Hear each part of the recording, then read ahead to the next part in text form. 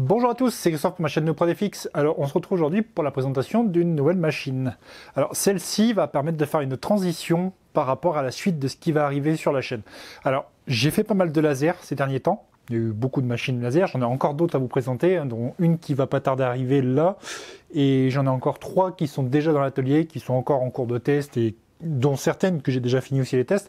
Le truc c'est que j'essaye aussi de faire d'autres trucs à côté, d'autres projets pour vous les présenter par la suite. Je prépare aussi des sujets sur notamment des imprimantes 3D, donc il y a quand même pas mal de petites choses qui vont arriver. Il y a des projets que j'avais abordés il y a quelques temps sur la chaîne, et je pense que c'est pour ça qu'il y a certaines personnes qui sont parties ou qui ne viennent plus poster de commentaires, parce que ces personnes-là doivent penser que les projets sont abandonnés. R2D2, BB8, le projet OpenRC, tout ça, ce ne sont pas des projets qui ont été abandonnés, ce sont des projets que j'avais mis de côté, parce que la vie personnelle a fait que malheureusement, j'ai pas trop le choix des fois et des projets des fois que j'ai pas pu continuer. Après, il se passe aussi que la vie personnelle évolue, les projets, la vie professionnelle aussi évolue. Du coup, il y a certaines choses qui vont pouvoir revenir. Les projets Droid, par exemple le R2D2, on va vraiment bosser à fond dessus. La CNC, je vais vous la présenter. C'était prévu que je vous la présente, la RS-CNC que j'avais fait. Et au final, elle est terminée. C'est un petit aparté que je fais en plus de la vidéo sur la Xtool là. C'est vraiment pour vous expliquer un petit peu le futur de la chaîne. La chaîne n'est pas morte, au contraire, j'ai beaucoup de choses qui arrivent. J'ai le temps de remettre en place, que ce soit l'atelier, que ce soit pas mal de petites choses sur des machines que je voulais garder ou je voulais pas garder. Il y a aussi des machines qui vont rentrer par rapport au projet professionnel en lui-même, parce que j'aimerais aussi faire évoluer un petit peu plus tout ça, et faire vraiment des créations et puis en vivre de mes créations, quoi. Parce que je fais beaucoup de créations, on va dire. C'est pas du blague, parce que je le déclare, parce qu'au final j'ai une boutique sur Etsy, mais c'est pas pareil. Je mets genre 2-3 produits, puis des fois ils sont vendus, en gros c'est voilà, le stock est vendu. Après, des fois je fais de la création à la demande. Par exemple, une personne qui me demande de modéliser une pièce, des fois c'est dans les quartiers, dans les trucs comme ça et tout, mais j'aimerais vraiment faire quelque chose de plus poussé. Par exemple, je donne des formations professionnelles dans des Greta, qui sont officiellement déclarées, c'est quelque chose qui est en règle, c'est encadré, je fais une facture et tout le reste, et derrière je fais une formation dans un Greta. Par exemple, il y avait des élèves qui sont venus dans mon atelier, je leur ai présenté mon atelier comme une sorte de Fab Lab en fait, et ils sont venus travailler un petit peu sur les machines et faire des projets pour leur stage de reconversion. Et au final, j'ai travaillé avec eux, j'ai une autre association qui me suit, avec qui je fais pas mal de choses. Il y a une autre formation à qui je vais donner une formation en fait à des personnes qui vont travailler dans leur formation sur l'impression 3D par exemple. Et c'est vraiment quelque chose que j'ai envie de développer un peu plus, mais pas en travaillant avec des entreprises. J'ai pas envie de faire j'ai pas envie de faire des franchises, des trucs comme ça pour une boîte. J'ai envie de faire mon activité à moi, de faire ce que je sais faire moi, sous mon nom à moi, et pas de donner de l'argent à quelqu'un d'autre qui va profiter de mon savoir, parce qu'il y en a eu malheureusement beaucoup. Il y a eu pas mal de personnes qui ont profité de ce que je sais faire, qui se sont mis les projets dans la poche, et puis qui m'ont fait un gros doigt d'honneur dans le dos en m'insultant et en faisant tout ce qu'ils pouvaient faire. Donc maintenant c'est fini, j'arrête de rendre service à des gens, je veux dire des professionnels, parce que je dis pas des gens, parce que les gens, les particuliers comme nous, il y a beaucoup de personnes à qui je fais souvent des firmoirs en privé. Je le fais encore, mais je vais pas le faire non plus H24, je vais pas faire que ça en fait. Il y a pas mal de marques pour qui j'avais fait des firmoirs. Il n'y a pas eu que la marque Rhinocéros, pour pas dire leur nom, mais il n'y a pas eu que. J'ai pas travaillé que pour eux, parce que eux ils croyaient qu'il y avait qu'eux qui me fournissaient des trucs et tout, mais non, il y a eu beaucoup d'autres marques derrière pour qui j'ai bossé. Donc bref, c'était la petite parenthèse pour vous dire que non, les projets ne sont pas morts. CNC, R2D2, BB8, tous les projets, ça va revenir. Et justement, si j'ai construit toutes ces machines-là et que j'ai acquis beaucoup de choses à côté, c'est vraiment pour pouvoir développer tout ça et vous proposer du vrai contenu de conception sur du SolidWorks par exemple. Parce qu'au final, j'ai une licence officielle sur SolidWorks, c'est une licence légale, c'est comment ils appellent ça, la licence pour les makers. C'est une licence qu'on paye tous les mois et au final, on a une licence légale de SolidWorks. Et honnêtement, je préfère travailler sur SolidWorks que sur Fusion 360. Donc du coup, je vous ferai des tutoriels pour vous expliquer comment je crée mes pièces sur SolidWorks, qui peut également servir pour de la découpe laser. Je voudrais remercier toutes les personnes qui s'abonnent à la chaîne, qui partagent. J'ai également une page sur TikTok. Bon, je fais pas des masses de choses sur TikTok, je propose des petites choses pour l'instant, mais je veux dire, c'est pas un truc, c'est pas une plateforme que j'utilise énormément pour l'instant. Il faut du temps. Et entre être sur TikTok, être sur les autres projets, modéliser des pièces, ça prend du temps, créer des projets, derrière ça prend du temps. En plus tester les machines, parce que les marques, quand elles envoient 50 machines, derrière les marques elles croient qu'en fait il y a que elles et que en fait derrière faut produire le contenu rapidement. Non. Vous voyez, j'ai la Xtool qui est ici. J'ai pas encore sorti la vidéo sur le logiciel Xtool parce que tout simplement, j'attendais cette machine. La marque m'a contacté pour me dire, on t'envoie cette machine-là. Et j'avais la D1 Pro, la vidéo qui était sortie il y a pas longtemps. Je vous mettrai sur le côté si ça vous intéresse. J'avais dit, je ferai une vidéo sur le logiciel Xtool. Et quand j'ai eu l'info que j'allais recevoir cette machine, je me suis dit, je vais avoir cette machine. Donc du coup, comme le logiciel va être utilisé aussi sur cette machine et qu'il y a des options requises en plus sur le logiciel qui vont servir pour celle-ci et non pas sur la D1 parce que la D1 Pro en fait c'est qu'un laser. Celle-ci est une machine qui va être beaucoup plus diversifiée parce qu'il va y avoir aussi une autre option sur cette machine que je vais vous présenter tout de suite. Alors, la Xtool D1 Pro que je vous avais présentée il n'y a pas longtemps est une graveuse laser. Graveuse découpeuse laser de 20 watts. J'avais également proposé la D1 normale en 10 watts. C'était des machines qui nous permettaient de découper du bois, du cuir, faire des gravures sur des matériaux, je veux dire comme du bois, ou même on pouvait faire même de la gravure sur l'inox. Si vous vous souvenez, j'avais fait une présentation sur la gravure colorée sur l'inox, c'était quand même assez sympathique. Après, il faut avoir quand même une certaine puissance. Ici, on va être sur une machine qui va être une graveuse découpeuse laser aussi, mais en 10 watts. Par contre, c'est du 10 watts. Mais bon, ça permet quand même de faire des choses pas mal. C'est une machine qui va être entièrement fermée, avec pas mal d'avantages, du coup, le fait que ce soit fermé. Mais également, cette machine va nous apporter un outil de découpe. En fait, c'est une lame qui va servir à découper du vinyle. Alors, le vinyle, on va pouvoir également faire des matériaux un peu plus délicats, genre du cuir. Par exemple, on pourra faire du simili-cuir, pas du vrai cuir, parce que le cuir va être quand même assez costaud, et la lame qui est ici, c'est une lame qui est quand même assez fine. C'est une machine qui va nous permettre de faire des découpes sur des matériaux tendres, avec une épaisseur de 1,5 mm grand max, et pas trop dur non plus. Le simili-cuir, j'ai testé, ça fonctionne. Le vinyle, c'est sa vocation première. En gros, ça va nous permettre de compléter si quelqu'un, par exemple, si vous connaissez la marque Silhouette ou même d'autres marques qui font des machines de découpe, des plongeurs de découpe de vinyle, sur un format qui va pas non plus être très très grand. Ici, on va être sur du 36 par 30 en centimètres. Alors, on va être sur du 38 en version laser et on va être sur du 36 en version découpe parce qu'on va perdre en fait 2 cm à cause de la déport en fait de l'outil lame. Mais ça nous gêne pas franchement 2 cm. Sur les 36, on est déjà franchement pas mal en largeur. Après en hauteur, en fait ce que je veux dire c'est parce qu'on est à plat, on va être sur du 30 par du 36. Et sincèrement, ça permet déjà de faire des projets sympathiques, comme je vous disais, comme des Cricut. Par exemple, la Cricut Maker que je vais vous présenter dans pas très longtemps. Justement, cette machine nous permet de faire une transition, de partir du laser, de partir un petit peu sur de la découpe vinyle, et ensuite de partir sur la Cricut Maker 3 que je vais vous présenter dans pas très longtemps, qui va apporter d'autres projets aussi également sur la chaîne. On va avoir la sublimation, l'impression, enfin la découpe de vinyle et tout ça, mais ça, je vous en parlerai plus en détail plus tard.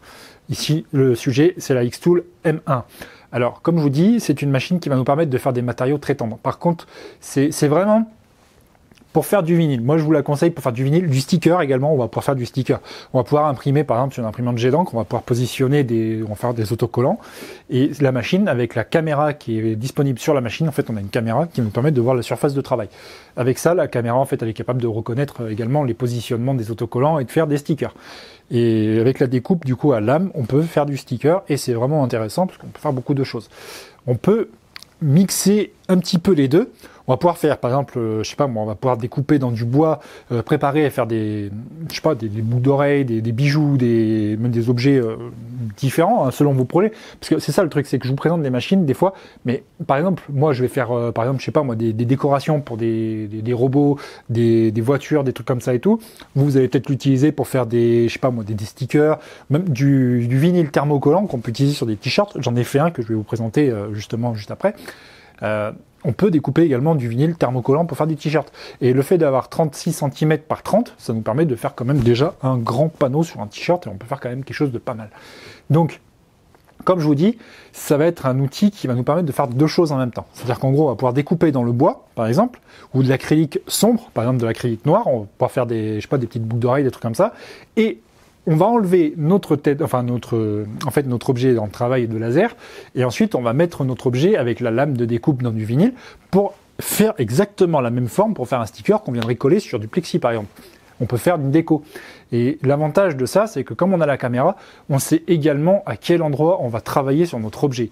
Et le gros plus de la caméra, on gaspille énormément moins de matière que sur une Cricut ou une silhouette par exemple. Pourquoi ? Parce qu'on sait où on va positionner notre objet. une fois qu'on a découpé, on a notre vinyle qui est toujours sur la surface de travail. Et en fait, si on voit que par exemple sur le vinyle à tel endroit, tiens, bah là il va me rester un peu de vinyle. Je sais que là je vais pouvoir mettre tel objet. À un autre endroit, je vais pouvoir mettre tel objet.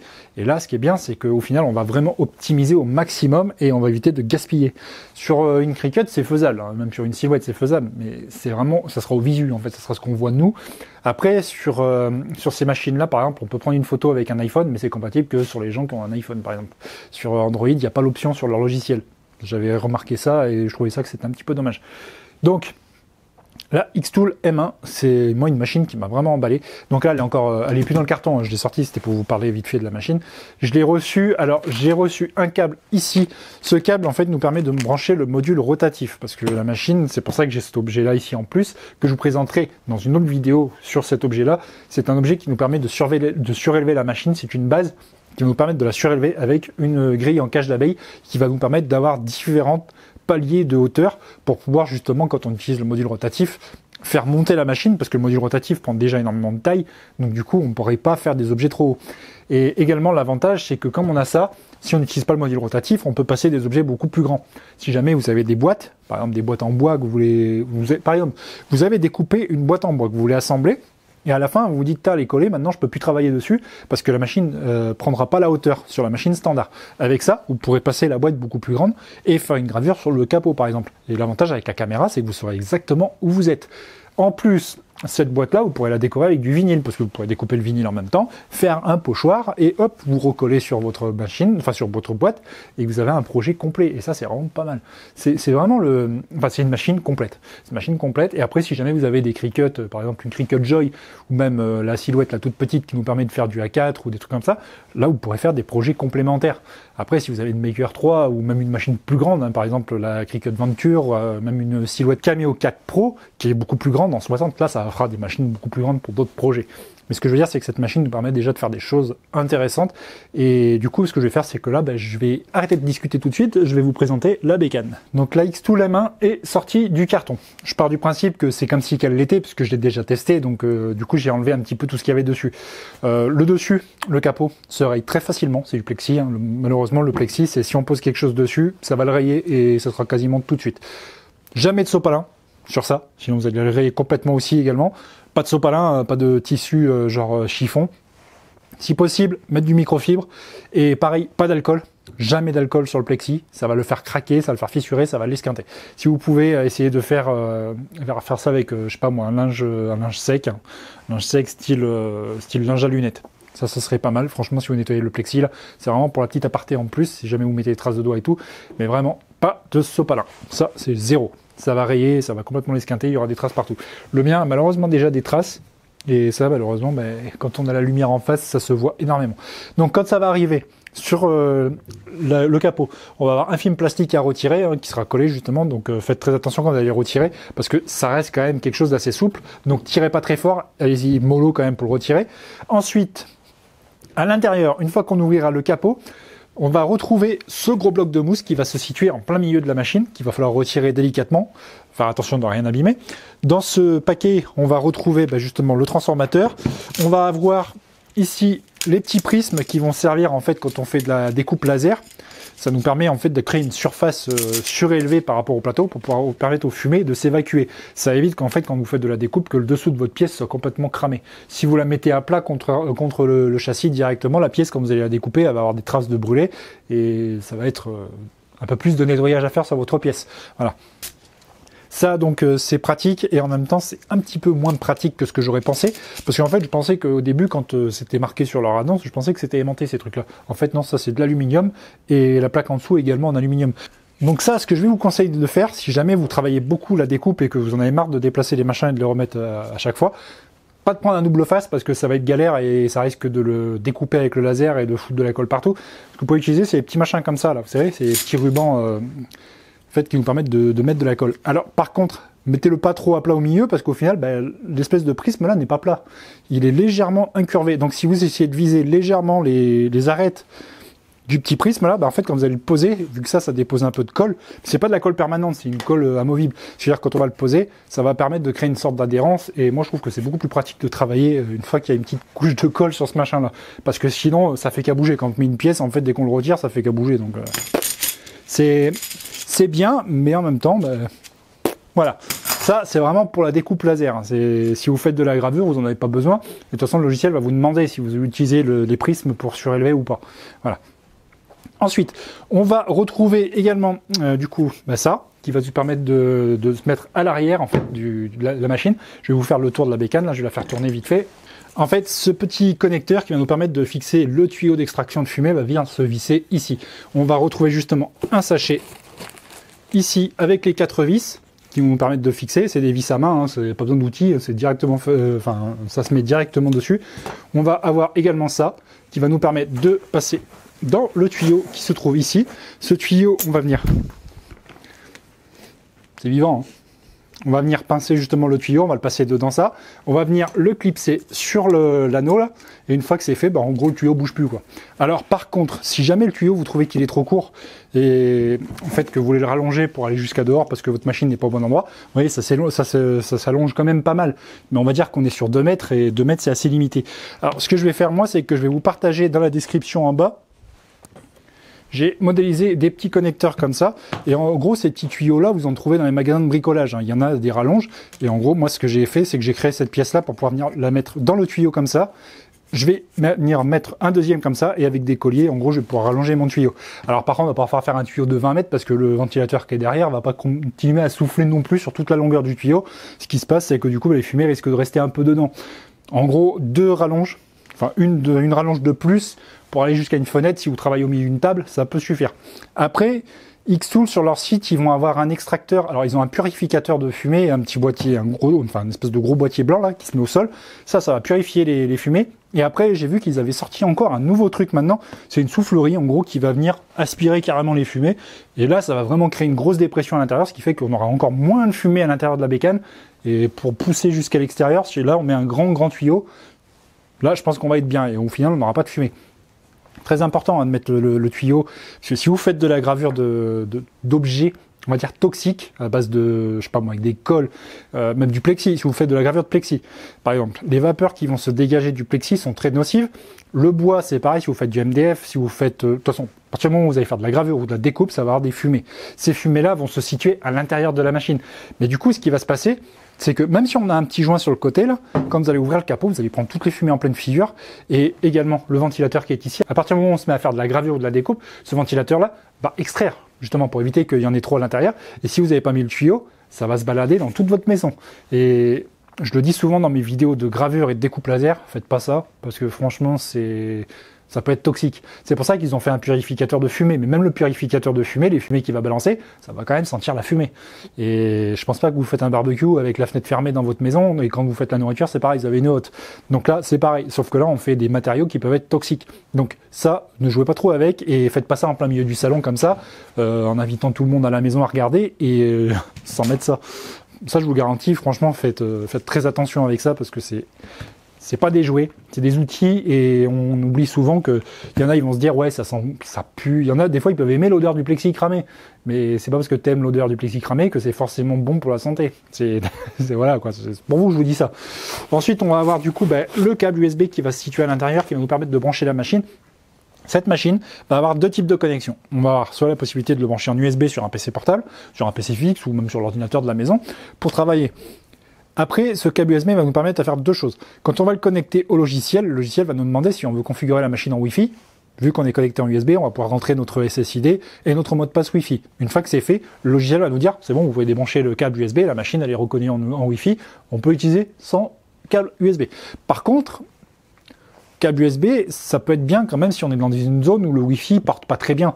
Et si vous avez le PC portable à côté et que vous voulez travailler tout de suite, c'est pas mal. Le Wi-Fi, par contre, l'avantage de cette machine, c'est que c'est pas un Wi-Fi qui va travailler en continu. C'est-à-dire qu'en gros, le PC va envoyer le fichier sur la bécane. La bécane a une carte SD à l'intérieur qui est déjà à l'intérieur du châssis. Et en fait, ce petit stockage, le fichier va être stocké sur la bécane. Ce qui veut dire qu'à partir du moment où vous allez appuyer sur le job, la machine, même si le Wi-Fi s'interrompt, la machine va continuer à travailler. Ça, c'est bien. Ça nous permet d'éviter de perdre un job quand on fait de la gravure, par exemple. Le Wi-Fi, en fait, une fois qu'il a reçu le fichier, la machine nous dit « c'est bon, j'ai reçu le fichier, tu peux lancer le travail ». Le PC, pour l'instant, il n'est pas forcément utile de le garder. Mais il faudra quand même le garder pour avoir le suivi du compte à rebours et tout ça, parce qu'en fait, le PC va nous dire « le job Il y a une petite horloge qui tourne et ça nous dit à combien de temps on en est. Ça, c'est quand même... voilà, quoi. Après, c'est vrai que l'USB, c'est quand même un gage de sécurité. Si vous voulez le garder et que vous avez la machine en permanence à côté d'un ordi, mettez-vous en USB, ne vous embêtez pas avec du Wi-Fi. C'est vraiment un plus. Si jamais vous allez, je sais pas moi, déplacer la machine dans un endroit où vous voulez travailler dans une zone où vous avez la machine là, par exemple, le PC est là-bas, c'est vrai que le Wi-Fi, c'est pratique. On n'a pas un câble USB de 15 mètres qui se balade. Ça, c'est à vous de voir si vraiment vous avez un Wi-Fi qui porte bien. Je m'éternise beaucoup dessus, mais c'est super important parce que des fois, on a des découpes. Moi, j'ai des découpes laser sur des machines. Des fois, le Wi-Fi, il va planter et le job, si on utilise par exemple, je sais pas moi, Lightburn, le Wi-Fi coupe, bah, le job, c'est poubelle. C'est vraiment poubelle, c'est fini. À part si on a une carte SD et que la machine, là, on travaille à partir d'un écran ou quoi que ce soit. Là, par contre, on est vraiment sur le truc, quoi. Si possible, ces machines-là, c'est pas quelque chose d'obligatoire, mais ça peut être utile, c'est des petits onduleurs. Des petits onduleurs qui feraient par exemple 300 ou 400 watts, qui seraient branchés en permanence à côté, parce que si jamais vous avez des petites coupures, des trucs comme ça permet de stabiliser également le courant qui est plus propre, et au final ça vous permet d'éviter de foutre en l'air des jobs. Si vous utilisez un PC portable plus cette machine, vous mettez un petit onduleur à côté, et comme ça vous permet de sauvegarder votre job et de vraiment être tranquille, si jamais il y a de l'orage ou quoi que ce soit, que vous en servez pour faire du travail qui est rémunéré, parce que ce genre de machine, on peut l'utiliser aussi pour gagner un petit peu de sous, pour faire des vrais projets. Un petit onduleur, je vous garantis que ça peut servir. Moi, je le fais sur toutes mes machines qui sont en haut, les imprimantes 3D, les lasers sont branchés en permanence à un gros onduleur, et ça m'a sauvé énormément la vie, parce que quand je l'entends biper des fois qu'il y a eu une micro-coupure, la machine, elle aurait planté. Voilà. C'est pas un truc obligatoire, hein, c'est vraiment pas obligatoire. Si vous avez envie, vous êtes sûr que votre électricité est stable, c'est vous qui voyez. Mais c'est des petits conseils qui peuvent servir. On va avoir également une petite burette ici qui est en fait de la graisse. Alors cette graisse-là va nous servir à graisser les tiges lisses qui sont à l'intérieur de la machine. Parce que tout le châssis, en fait le portique, va rouler sur des tiges lisses en métal. Et de temps en temps, il faut remettre un petit peu de graisse. C'est pareil, évitez de toucher les tiges avec vos doigts, parce que sinon vous allez avoir les doigts pleins de graisse. Quand vous allez les recevoir, la machine également, vous allez avoir cette mousse-là. Il y en aura une à l'avant qui va tenir la tête laser. Vous avez juste à retirer. En fait, vous retirez ce bloc-là, vous le soulevez, vous tirez la mousse à l'arrière et la mousse à l'avant, vous les sortez, et c'est bon. Il est possible que sur certaines machines, ils aient mis des colliers. Moi, sur la mienne, il n'y en avait pas. C'était vraiment uniquement la mousse qui calait. Une fois que c'est fait, vous êtes sûr que vous avez tout enlevé à l'intérieur, que tout est OK. Vous allez pouvoir brancher la bécane. Alors, à partir du moment où vous allez brancher la bécane, la machine va mettre un petit peu de temps à démarrer. Comme vous avez appuyé tout de suite, ne vous inquiétez pas si ça démarre pas tout de suite, c'est pas instantané. Ça va mettre un tout petit peu de temps, le temps que la machine s'initialise, que la carte mère démarre, et une fois que ça va être fait, la lumière va s'allumer à l'intérieur et vous allez entendre un bip. Une fois que ça c'est fait, c'est bon, la machine est démarrée et vous êtes tranquille. N'oubliez pas d'appuyer sur le petit bouton à l'arrière, et du coup, on a mis au fait que la machine est livrée avec un transfo. Le câble, moi, il est par terre parce qu'il est branché sur la multiprise pour vous faire la démo. Donc, le câble USB, comme je vous disais, on va avoir ça, donc... On va avoir tous les petits accessoires et ensuite ce qu'on va avoir. Alors ça c'était au-dessus du carton, du coup je vous le fais à l'envers, mais c'est pas grave. On va avoir le manuel, alors qui va nous permettre de... Enfin, on a plusieurs langues, hein, on a vraiment beaucoup de langues. Ça va nous expliquer un petit peu tout ce qu'il faudra faire attention. Si vous ne savez pas quand le lire, bah, vous le lisez comme avant de vous coucher, ou je sais pas, quand vous allez aux toilettes, vous vous occupez, vous lisez ça. Toujours lire les notices qui sont fournies avec des machines, c'est super important. On apprend souvent des choses qu'on n'imaginait pas. Des fois on a un truc sur la machine qu'on n'a jamais utilisé. Vous allez lire une notice, vous allez vous dire, bah ça c'était pas bête, mais en fait c'était marqué dans la notice depuis le début, ça fait 10 ans que je m'en sers pas. Mais des fois ça peut être le petit truc que vous allez oublier, qui va être super utile, qui va vous sauver la vie. Donc cette notice-là, bah, moi je l'ai déjà lue, hein, mais du coup je connais la machine maintenant. Mais comme je vous dis, les manuels d'utilisateur, faut les lire. Super important. C'est pas juste pour faire joli qu'ils les mettent dedans, c'est que c'est utile. Après il y a aussi les trucs de sécurité, de garantie et tout ça, ils les mettent à l'intérieur parce que d'un point de vue légal ils sont obligés. Mais c'est des machines, on va dire, comme je vous dis, c'est des outils, c'est professionnel un peu maintenant parce qu'il y en a qui s'en servent à titre pro. Mais c'est des machines qui sont dangereuses et qu'il peut y avoir des trucs intéressants à lire dedans. Je vais la retourner dans l'autre sens pour vous montrer vite fait. Ici, vous allez avoir une espèce d'étiquette qui est collée. Ça vous parle des risques d'incendie, également des risques de faire attention de ne pas ouvrir la porte. La porte a une sécurité. Quand vous allez l'ouvrir, la machine va s'arrêter. Si vous êtes en train de faire un job, ça le stoppe. C'est vraiment, ça c'est franchement cool que la porte, quand on l'ouvre, ça nous permet d'avoir un gage de sécurité, que n'importe qui, un gosse qui vient toucher à la maison, qui soulève le capot, ça stoppe. Ça, c'est un gros gage de sécurité et c'est pas inutile. Également, le capot là, c'est un capot qui va filtrer les lumières bleues. Donc du coup, en fait, le laser, quand on va regarder au-dessus du capot, là, on risque rien. On risque vraiment rien du tout. On peut regarder pendant que c'est en train de découper et franchement, les gosses qui veulent regarder, bah, ils regardent, hein, et comme ça. pas avec les mains sur la bécane, personne n'appuie sur le bouton. Du coup, je reviens sur ce qu'on va avoir avec. Alors du coup, on va avoir ici un petit cahier qui va nous remercier d'avoir acheté la Xtool M1, donc nous remercier, ça c'est fourni avec toutes les Xtool. Maintenant, en fait, ils font pas mal de petites choses assez propres, même les cartons, je trouve qu'ils sont vraiment beaux. Si vous êtes revendeur Xtool, ça fait pas dégueulasse sur une étagère. Enfin, franchement, les cartons sont vraiment beaux. Ça fait produit fini, ça fait quelque chose de vendable dans un magasin de bricolage, un magasin de DIY, ça ferait propre. Voilà. Ensuite, on va avoir des petits accessoires. Donc ici, on a un petit porte-clés, le truc en forme d'os. Là, ils me foutent avec toutes les machines laser que j'ai, ça. Alors, ce qui est bien, c'est que le gros avantage avec la caméra, c'est qu'on va pouvoir le positionner au niveau, on va le positionner à plat, et la caméra va vraiment voir le porte-clés. On va mettre notre gravure pile poil à l'endroit où on veut que ça se trouve. Et sincèrement, c'est vraiment précis. C'est vraiment précis. Si jamais c'est pas très précis, on a un calibrage à faire. De toute façon, on peut le faire après. Il y a un mode de calibrage pour recalibrer la position sur la caméra. Mais sincèrement, quand elle est arrivée, moi, la caméra était très bien réglée. Après, il faut faire très attention. Quand la machine, on va régler une épaisseur de matériau, la caméra va changer son visuel. Elle va partir du principe que si on a un matériau qui est plus épais, le champ de vision va changer. Donc du coup, ce qui va se passer, c'est que si jamais vous oubliez, vous mettez par exemple, je sais pas moi, un bout de bois qui fait 10 mm d'épaisseur, et que vous êtes sur un réglage de 2 mm d'épaisseur, vous inquiétez pas si la gravure n'est pas au bon endroit. C'est que vous avez oublié de changer l'épaisseur dans le logiciel. Il faut faire très attention à ça.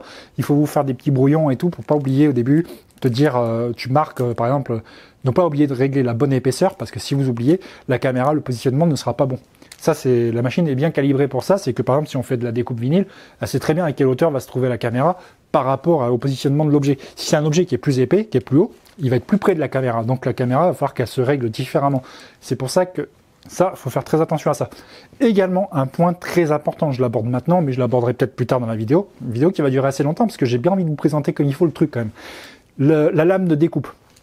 La machine, quand elle arrive, elle est fournie avec une lame de découpe qui est magnétique. C'est-à-dire qu'en gros, c'est un système avec un bloc comme ça, et c'est un aimant. Vous allez la glisser dessous. Quand vous allez passer en mode gravure laser découpe, n'oubliez surtout pas de retirer ça. Si vous ne le retirez pas, ce qui va se passer, c'est que la tête va descendre, elle, parce qu'elle fait un focus automatique. La machine, on a un chariot qui est dans le bloc. Ce chariot descend, parce que la machine, comme je vous dis, en fonction de l'épaisseur du matériau, on va avoir une focale automatique. La machine va descendre. Et en fait, la tête va descendre automatiquement. Ça, c'est pareil, c'est pilotable également pour ça. C'est pour ça qu'ils ont mis un moteur. Au final, c'est que le moteur de découpe avec la lame doit descendre aussi. Donc du coup, ce qui va se passer, c'est que si vous faites de la découpe laser, il faut retirer obligatoirement le support de lame de découpe, parce que sinon ça va taper dans le plateau et vous allez le foutre en l'air. Et vous allez péter votre lame en même temps. Alors, petit point aussi que j'ai oublié d'aborder dans les accessoires, c'est que la machine est fournie avec des lames. Je les ai oubliées dans l'atelier en haut, mais en gros, avec la machine, vous avez 10 lames, je crois, à peu près. Je crois que c'est 10 lames à peu près. Mais franchement, la lame d'origine dessus, là, j'ai découpé quand même pas mal de petites choses déjà avec pour tester. Et elle est assez efficace, et quand on est bien réglé, on bousille pas la lame, parce qu'on descend pas trop bas. Donc ça c'est pareil, c'est en fonction des réglages que vous mettrez. Comme je vous dis, donc du coup c'est magnétique. Je vous ferai un gros plan pour vous montrer comment ça s'insère. Mais en gros, on a un trou en dessous, on a juste à le glisser, ça rentre automatiquement dedans et c'est magnétique. Donc ça c'est pareil. Ce que vous pouvez faire si vous faites de l'impression 3D ou autre chose à côté, je vous mettrai, de toute façon je vais vous partager parce que j'ai créé des supports d'outils. Vous pourrez mettre une petite boîte, par exemple sur le côté ici, pour mettre la lame. Par contre, n'oubliez pas d'imprimer un petit capuchon pour mettre par-dessus ça parce que c'est pas protégé et la lame sort. Ça par contre, je trouve que c'est un petit peu dangereux. Pour sortir la petite lame ici, il faut appuyer dessous. Là, on a une espèce de petit pignon. Il faut appuyer dessus et attraper la lame. Ce que je vous conseille de faire, c'est de mettre un gant si vous l'attrapez. À part si vous êtes confiant et que vous voulez pas vous couper, hein. Enfin, voilà quoi, c'est à vous de voir. Mais en gros, la petite lame, comme vous allez l'insérer dedans, c'est magnétique également. La lame est tenue par un aimant à l'intérieur, ça va cliquer automatiquement, ça va et ça sera bloqué dedans. Voilà, donc la petite lame, je vais la mettre ici pour l'instant. Je vais refermer le capot.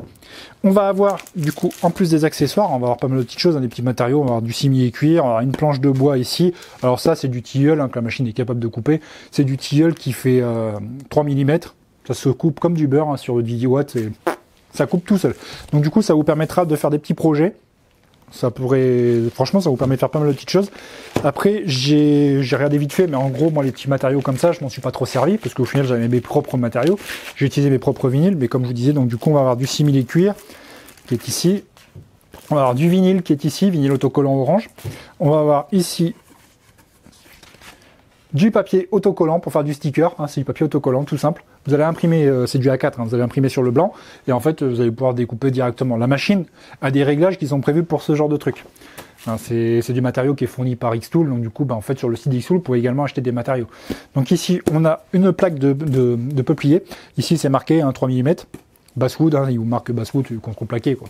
C'est du bois tendre.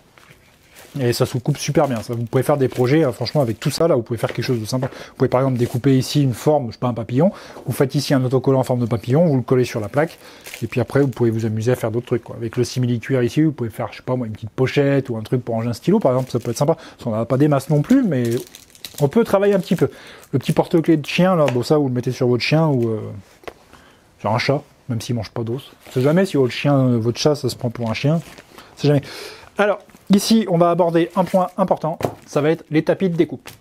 La machine, comme je vous ai dit, est capable de faire de la découpe, de vinyle, de simili-cuir et autre chose. Pourquoi on a deux tapis différents? On va avoir des tapis avec des adhérences complètement différentes. Alors ici, le bleu, c'est un grip standard, c'est-à-dire un grip qui va vous permettre de faire du sticker, par exemple.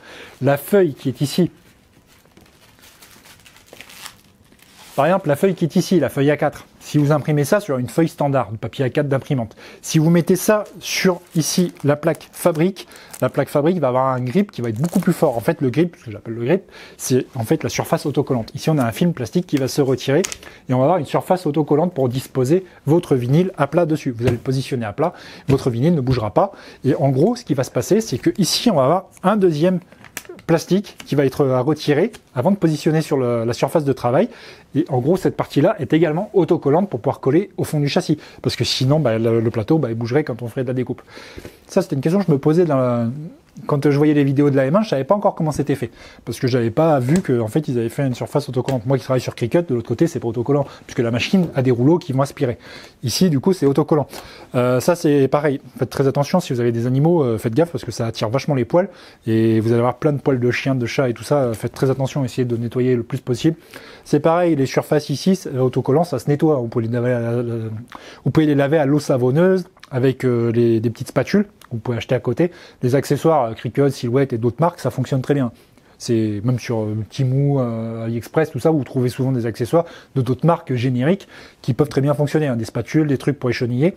Ça, c'est pareil, je vous en reparlerai un peu plus tard. Qu'est-ce que ça veut dire écheniller? Donc du coup, comme je vous ai dit, on a deux grips. Ici, le Fabric Grip,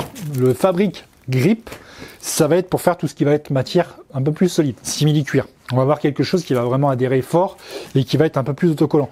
On va avoir également ici quelque chose qui va être un peu plus épais. Pourquoi? Parce que quand on va mettre plus de force, la lame va avoir tendance à descendre beaucoup plus. Si vous mettez beaucoup plus de force sur celle-ci, comme elle est très fine, vous allez la passer à travers, vous allez la bousiller. Et si la lame passe à travers ça, c'est qu'elle sera en train de travailler sur la surface en aluminium en dessous. Du coup, la lame, ça va la foutre en l'air. Donc du coup, si vous faites du simili-cuir ici et que vous utilisez par exemple le réglage de Xtool, le réglage de Xtool va dire c'est un matériau qui est un peu plus dur que du vinyle, je vais forcer un peu plus pour descendre. Donc du coup, Fabric Grip, qui est plus épais, ça va nous permettre de protéger notre surface en dessous et ça va nous permettre également d'avoir quelque chose qui adhère beaucoup plus fort. Voilà. Donc les tapis, ça c'est du tapis, par contre c'est des tailles dédiées Xtool, c'est pas du tapis Cricut, n'ira pas dessus. Ça c'est clair et net. À part si vous utilisez du tapis, je sais pas, par exemple sur la Cricut Joy, les tapis sont plus petits. Vous savez, ils sont vraiment plus petits. Vous pouvez en utiliser un provisoirement, mais il n'aura pas la surface collante en dessous. C'est pour ça que je vous dis, c'est à part si vous mettez du ruban double face ou un truc comme ça. Mais vraiment, regardez sur le site de Xtool et prenez-en d'avance. Ça peut servir d'en avoir d'avance parce que quand on fait beaucoup de découpes, ça peut s'user, on peut avoir des marques à force. Là, sincèrement, ils sont quand même assez costauds et leurs réglages sont vraiment pas mal. Du coup, moi, ça me l'a vraiment pas abîmé. Au niveau de ce qu'on va pouvoir faire avec la découpe vinyle. Vous voyez qu'ici, sur la machine, moi j'ai un autocollant M1 avec marqué Laser End Cutter. J'ai fait une petite déco, je me suis dit ça pourrait être sympa de la personnaliser. J'ai pas fini, parce que je vais personnaliser tout le contour ici et même tout ce côté. Je vais essayer de par la suite, comme on dit, on va la pimper. Alors, on va vraiment la rendre unique. Moi j'ai envie de la personnaliser. Et comme le capot du dessus a tendance à pas mal se rayer, ce que je pense que je vais faire, comme je regarde souvent que la zone du milieu, puis de toute façon j'ai la caméra sur l'ordinateur, ce que je vais faire, c'est que je vais peut-être décorer les tours là, ici, pour la protéger en quelque sorte, et faire en sorte que mon capot soit un peu plus durable, parce que comme ça se raye facilement, je vous le dis, c'est... Franchement, si jamais vous l'ouvrez la machine, que par exemple, je sais pas, vous posez... vous enlevez vos prismes par exemple, vous les posez dessus, vous allez avoir une énorme trace de rayure quelque part dessus, c'est beaucoup plus sensible qu'un écran de téléphone, c'est vraiment hyper facile à rayer. Là, si je prends une feuille de sopalin qui est ici par exemple, je passe un coup dessus, vous allez avoir une énorme rayure. Ça sera définitif. Par contre, ça s'enlèvera plus. Donc, pour revenir aux matériaux, j'ai ici deux types de vinyle différents. Je vais avoir ici du vinyle simple, c'est du noir, hein, brillant, qui m'a servi pour faire ce sticker. Ici, on va avoir la possibilité d'utiliser un réglage tout simple sur le logiciel Xtool. On a un réglage qui est vinyle par défaut. Et sincèrement, leur réglage, j'ai rien touché du tout. J'ai même pas réglé les forces, les vitesses, ni quoi que ce soit. J'ai utilisé leur réglage à eux. Et mon sticker, c'est très bien coupé. Et en plus, on n'y est pas passé à travers la surface à l'arrière du vinyle. En fait, vous savez, le vinyle est collé sur une surface ici qui nous permet de le décoller comme un autocollant. Cette surface-là, la force de base de leur réglage ne passe pas à travers. Ici, c'est du smart vinyle, hein. Par contre, c'est du permanent, c'est quelque chose d'un peu plus costaud. Si vous prenez du vinyle, je sais pas, que vous trouvez chez Action, par exemple, il y a du vinyle de base, là, il faudra réduire légèrement la force parce qu'il risque de passer à travers et vous aurez complètement le sticker décollé. Mais après, c'est pas grave, hein, du moment qu'on peut décoller les lettres, mais c'est quand même plus pratique d'avoir ça, et enfin d'avoir la surface à l'arrière et de mettre, par exemple, du film de transfert. Hein, le film de transfert, c'est un film que vous allez venir poser après par-dessus votre autocollant une fois que vous aurez échenillé. Alors, pour écheniller, on va utiliser des outils, style comme des outils sur Cricut. Il faudrait que je vous montre à quoi ça ressemble. Là, je vais vous le montrer en plan séparé. Vous verrez ici un échenilleur, là, pendant que je parle. Et un échenilleur va nous permettre de retirer, en gros, quand on a fait une découpe, il y a des endroits qu'on ne veut pas garder. Ces endroits, on va les enlever et en fait, le petit crochet va nous permettre d'écheniller cet endroit-là. Quand on aura enlevé cette partie-là, c'est ça qu'on appelle écheniller. Il ne restera plus que notre autocollant. Une fois que notre autocollant sera visible, qu'on aura ce qu'on veut garder, il faudra utiliser du film de transfert. C'est un film transparent. Vous allez avoir ici. Vous allez voir ici, là, je vais vous en montrer vite fait. Ici, on a du film de transfert. Là, les deux autocollants sont sur du film de transfert. Là, ici, j'en ai un qui est échenillé, mais il est encore sur la surface blanche qui était sur le vinyle. Ici, c'est du vinyle rouge qui est ici. Alors, c'est pas les mêmes, hein, parce que ici, j'ai du vinyle rouge permanent, mais ici et ici, ce n'était pas du rouge permanent, c'était du Iron On, qui vient de chez Cricut également. Alors, c'est du vinyle thermocollant qui va nous permettre à faire du t-shirt. Je vais vous montrer, par exemple, ce que j'ai fait ici. Vous voyez que là, il y a beaucoup de logos Spider-Man. Alors, en fait, ça, c'en est un que j'ai fait pour coller sur la PS5, en guise de déco. Hein, c'est pour faire une petite déco dessus, la PS5. C'est la version qui était sortie spéciale Spider-Man 2. Bah, moi, je voulais faire la version de Miles Morales, puisque j'aime bien ce personnage-là, au final, dans Spider-Man. Et comme il n'est pas assez mis en avant assez souvent, bah, je me suis dit, tiens, je vais refaire son logo à lui. Si jamais ça vous intéresse, ce logo-là, vous me le dites en description. C'est pareil, c'est pas un logo pour vendre, hein, c'est un logo pour vous faire plaisir vous, parce que c'est un truc sous licence. Donc voilà ce qu'on peut faire avec du thermocollant par exemple. Ça a été entièrement fait dessus, hein. Je vous mettrai des petites captures pendant que ça découpe. De toute façon, ce projet-là, je l'ai entièrement mis sur ma chaîne TikTok, NeoProDFX. On voit le job se faire. On voit le job se faire, donc du coup vous voyez que là, ici, c'est un thermocollant que j'ai fait entièrement sur cette machine. Et en fait, la surface, franchement, 30 cm, ça permet de faire quand même quelque chose de pas mal. Ça permet de faire quelque chose de vraiment bien. Donc pour revenir à ça, je vous disais, donc ça c'est le film de transfert, hein, qui est ici. Le film de transfert, ça nous permet d'avoir le logo qui est dessus. En fait, il était sur une surface blanche comme ça, je l'ai décollé, et on a le film de transfert. Ça nous permet de venir le poser ensuite sur un objet. Donc ici, comme c'est du thermocollant, bah ici on va venir le mettre sur un objet, et on va le chauffer avec un fer à repasser. Ici, on a des stickers. Ces stickers, on va mettre du transfert, on va le décoller et après on vient le coller là où on veut. Par exemple, on peut faire du sticker de voiture. Si jamais vous avez une entreprise, par exemple, moi j'ai fait des stickers sur ma voiture, NeoProDFX, et je les ai fait avec ce genre de machine. Vous pouvez prendre par exemple du rouge. Ce qui est bien, c'est qu'avec la caméra, vous pouvez mettre plusieurs couleurs de vinyle sur la surface de travail, et ça c'est énorme. C'est qu'en gros, vous savez où sont vos couleurs. Par exemple, vous allez découper, je sais pas moi, des petits carrés de rouge, des petits carrés de vert, des petits carrés de bleu, des petits carrés de jaune. Vous allez faire une actualisation sur le logiciel va nous afficher ce qu'il y a exactement sur le plateau, et sur chaque couleur, vous pourrez mettre le découpe de différents projets. Même sur un seul projet, vous faites des fleurs. Vous pourrez mettre les pétales d'une couleur, le centre de la fleur d'une autre couleur, la tige d'une autre couleur. Vous pourrez tout faire en même temps, en un seul job. En fait, après vous créez des calques si vous voulez créer des calques avec différentes couleurs, mais sincèrement, vous faites tous vos jobs en même temps, quoi. C'est super pratique. Et le fait d'avoir la caméra, c'est vrai que ça permet de vraiment pas gaspiller du vinyle, quoi. Là, le thermocollant qui était ici, il y avait le gros logo qui était là, et en fait, ça c'était la petite zone qui me restait que je voulais pas supprimer parce que si je l'enlève, ça va à la poubelle. Vu que quand on est chenille, il y a souvent des grosses parties qui vont malheureusement à la poubelle. L'avantage de la caméra, c'est qu'on évite de gaspiller, on remplit le maximum du plateau, on se dit tiens, sur le rouge, je pourrais faire d'autres projets. Je sais pas, faire des écritures, des trucs comme ça dans du rouge. J'ai des logos YouTube à faire, par exemple pour des étiquettes, des stickers et tout. Bah, je vais remplir de logos YouTube partout sur mon truc rouge. Comme ça, je vais économiser. Ça peut être énormément pratique pour ça, la caméra. Donc je parle beaucoup, mais c'est vraiment pour vous expliquer que ça a un gros avantage ce genre de machine. C'est une machine aujourd'hui qui est vachement complémentaire, je m'en sers beaucoup maintenant. Enfin, je veux dire, la Cricut, je l'aime bien, parce qu'elle fait des choses qu'elle n'est pas capable de faire. on a des outils. Par exemple, sur la Cricut, on peut utiliser des lames rotatives, des lames à cuire, des rainurages, tellement d'outils sur la Cricut Maker que je vais vous présenter. J'ai tous les outils. Je vais tous vous les présenter. Vous allez voir qu'il y a quand même un truc en plus. On peut faire du feutre, par exemple, on peut mettre des supports avec des feutres et trucs comme ça. Là, c'est vraiment pour la découpe vinyle. Ça va être vraiment une machine découpe vinyle. Par contre, le laser en lui-même derrière est vachement fonctionnel aussi. C'est que c'est quand même un 10 watts, c'est quand même quelque chose qui cause et qui nous permet de faire des projets. Donc ça, vous étonnez pas, c'est une... Alors ça, moi, j'appelle ça un rouleau. C'est un rouleau, c'est pour aplatir, quoi. Il y en a, ils peuvent peut-être avoir d'autres noms. Ça va nous servir quand vous mettez des vinyles, par exemple, sur votre tapis ici. Ça va vous permettre, en fait, de venir l'aplatir vraiment correctement. Ça permet de chasser les bulles d'air et d'avoir quelque chose de vraiment bien posé à plat.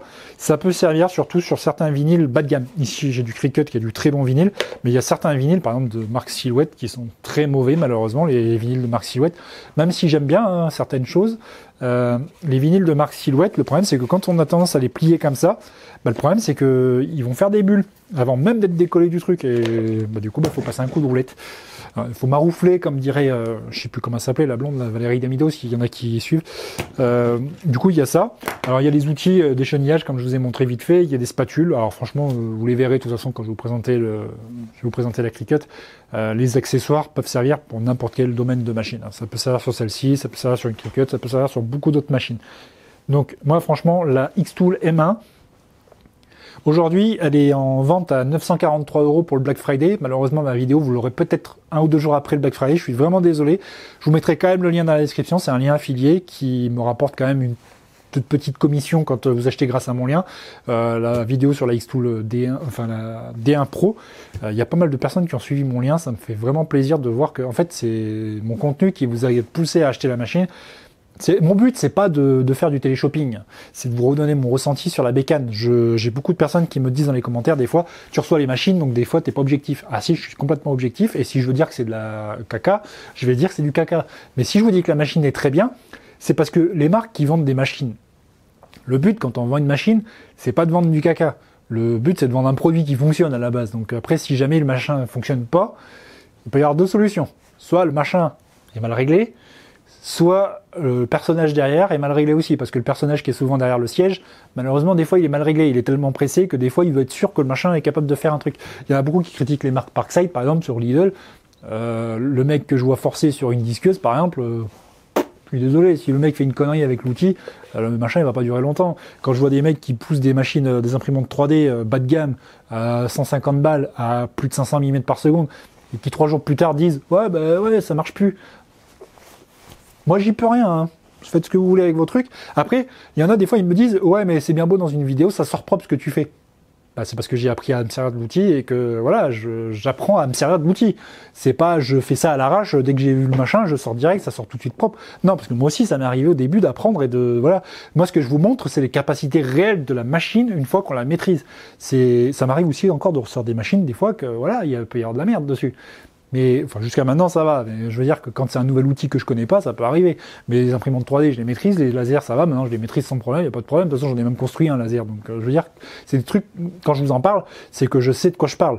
Après, si je vous montre la machine, qu'elle est capable de faire un sticker comme ça, qu'il y en a un dans les commentaires qui va me dire j'obtiens pas la même découpe, c'est pas le problème de la machine, c'est que tu as forcément un réglage derrière qui va pas. Parce que la Xtool M1, c'est pas la première que je teste. Moi, c'est celle-là que j'ai testée. Mais je veux dire, j'en ai vu tourner et je suis même allé chez des personnes qui en avaient une.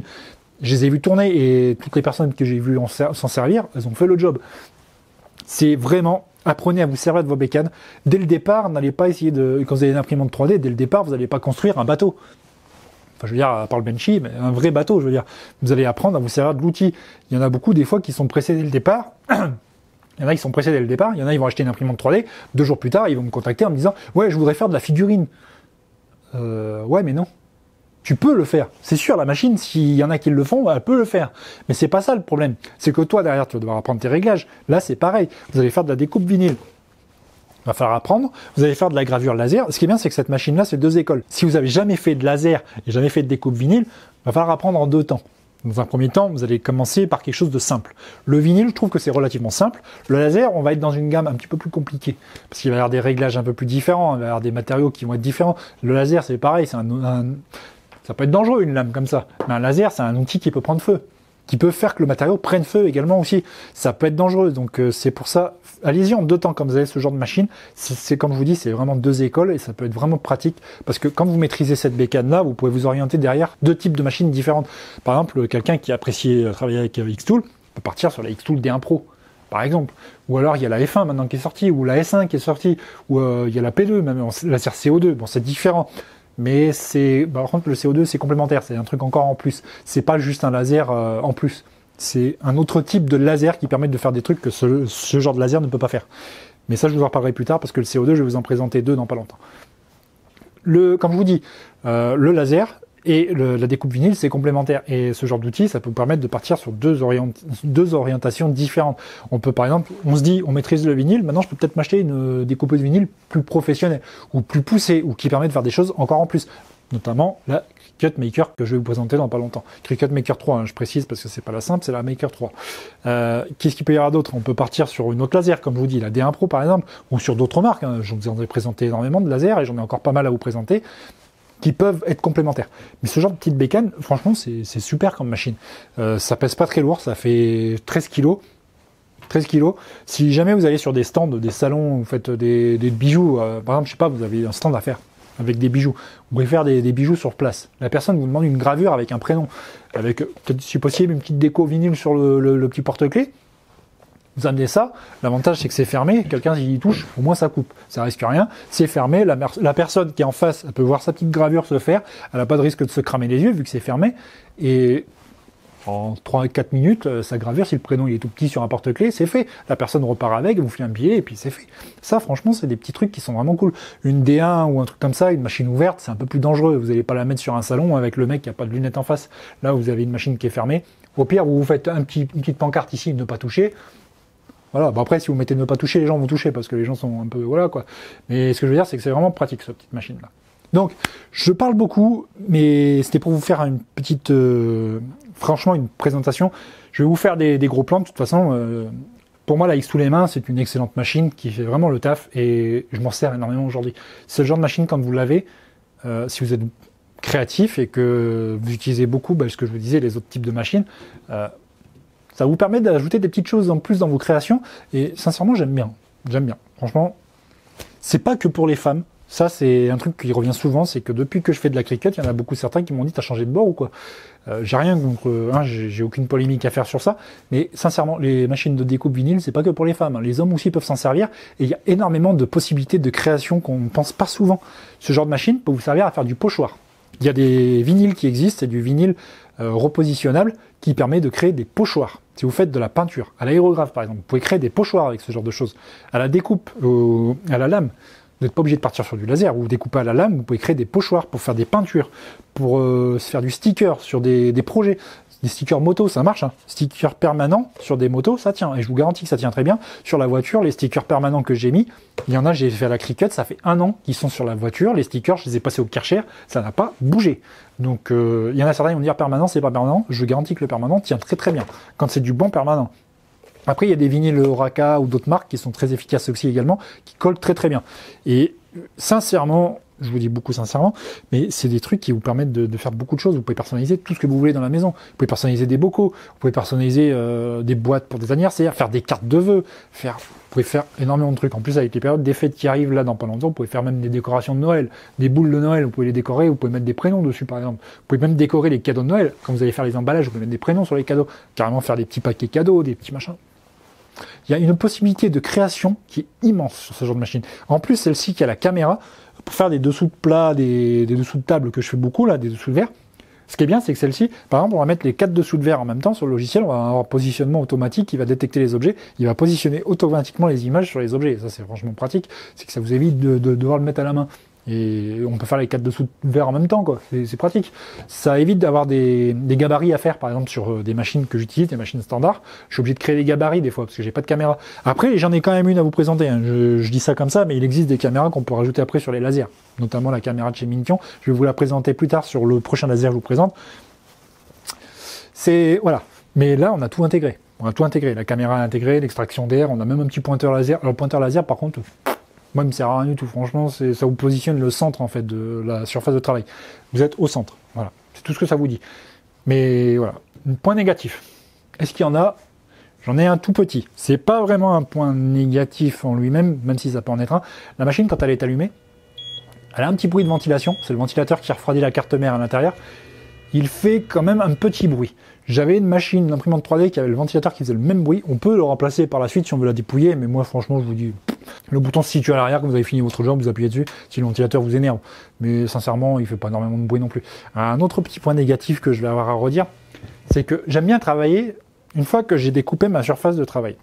J'aime bien des fois écheniller vite fait sur le dessus. C'est pratique parce que comme on est sur une surface, on est collé. Donc c'est assez pratique, c'est qu'on peut écheniller directement sur le tapis, comme ça, regardez ce qui nous reste comme vinyle, et comme on est déjà dessus, on n'a pas besoin de bouger, on regarde sur la caméra, on peut remettre un petit job, par exemple, à un endroit et tout. Et le fait qu'on ait une lumière, c'est pas mal pour travailler. Le truc, c'est que la lumière, elle dure 1 minute. Au bout d'1 minute, ça s'éteint. Donc du coup, il faut fermer le capot, puis il faut le réouvrir pour que ça rallume la lumière et que on refasse ça. Ça, c'est pas vraiment un point négatif, c'est que je trouve que le temps d'éclairage de la lumière, ils auraient pu le mettre un peu plus long. Ça aurait été pas mal. À part ça, je vais pas avoir vraiment de points négatifs là-dessus. Sincèrement, c'est une très très bonne bécane. À part le fait que là, les petits prismes, ça bouge un peu. Mais comme je vous disais, vous mettez un petit peu de colle dessus, ça bouge pas, quoi. Ça reste à peu près bien positionné. Et franchement, j'aime bien. J'aime bien cette machine. Alors après, je vais vous présenter le kit de relevage de la machine là dans une autre vidéo, sinon je vais parler pendant 20 ans. Et ce kit là, par contre, il faudra démonter le fond. Il faudra enlever la surface du fond là, et en fait cette surface du fond va venir se positionner carrément tout en bas de la surface pour surélever. Par contre du coup j'aurai une surface de travail en cage d'abeille.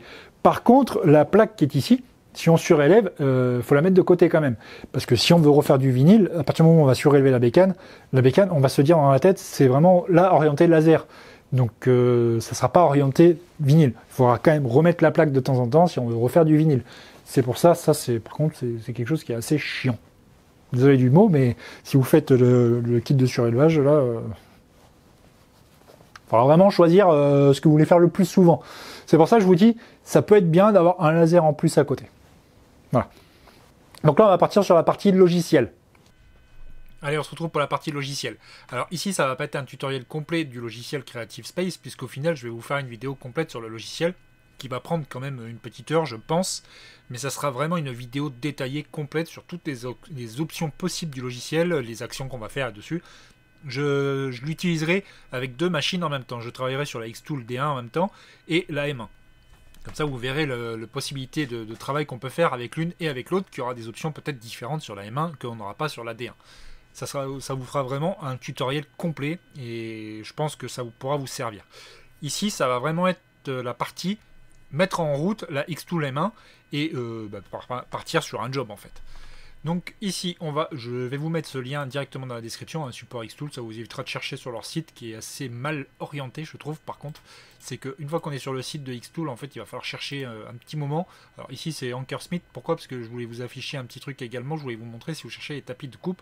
En fait, vous les aurez chez Ankersmith Shop, c'est une boutique qui est en France. Parce que sur le site, les tapis de coupe, malheureusement, j'ai un peu de mal à les trouver, on va dire.